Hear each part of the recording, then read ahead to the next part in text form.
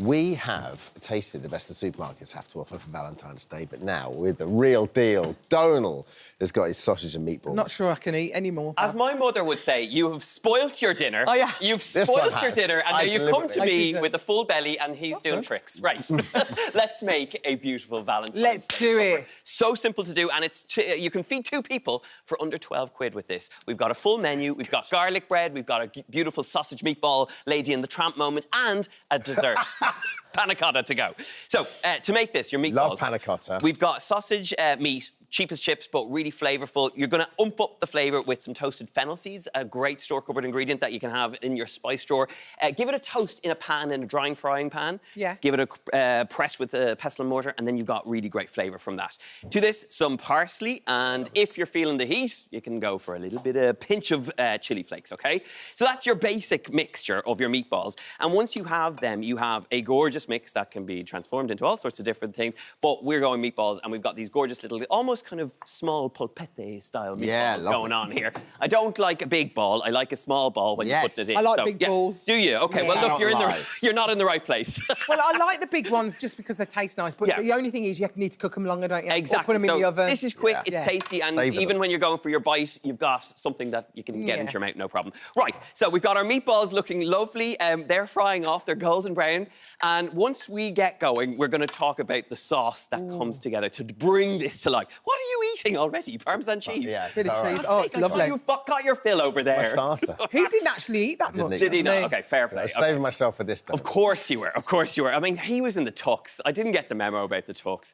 Now, listen, guys, tomato sauce is easy to make at home, and we're going to do it cheap, simply, and really easily. This is based on one of my favourite Italian food writers, Marcella Hazan. She has a classic recipe for tinned tomatoes. The thing is, it shouldn't be expensive. It shouldn't be expensive, exactly. And this is the thing, like, I make this for my kids, and they devour it. Forget the sausage meatballs. Yeah. Just make this with the pasta, and the kids will devour it. So, tin tomatoes, any tin tomatoes you got. 2 garlic cloves going straight in. Half... So you don't even chop it up? You're not even chopping it up, because we're going to pull them out later. If you have fresh tomatoes, which I do, you can pop them in as well. But ultimately, this is where you allow time to do the magic. So again, we can go in there with our fennel seeds, you can go in there with your chili flakes, you can go in with a little salt and pepper, but ultimately you get left with this gorgeous, rich tomato sauce that is full of flavour. And you can see, like, it has completely transformed. And all you're going to do, once it has done, it's only going to take 15 minutes or so, you're going to take out those onions. Why are you taking the onions? Because they've done their magic. They've given the flavour. You're not eating those. The amazing thing is, I actually did a television show. What have they done?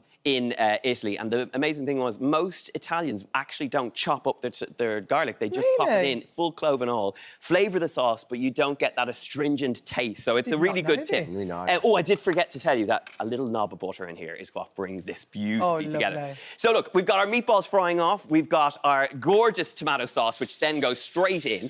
And if you have your pasta, we're already into Lady in the Tramp moments here, OK? We're getting closer, we're getting closer. You grab up your cooked spaghetti, a nice big pot of salted boiling water, and you can use any... Actually, do you know what's lovely around this time of year as well? If you have fresh pasta, it's gorgeous. Just that comforting richness.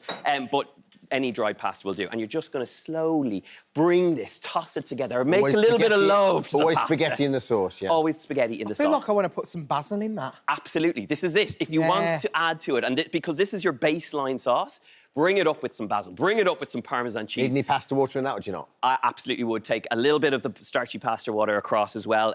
Give it a toss through, and you should be left with this really beautiful, very simple meatball. That can be served up straight above. I know, isn't it? And cheap as chips as well. So, like, if you are...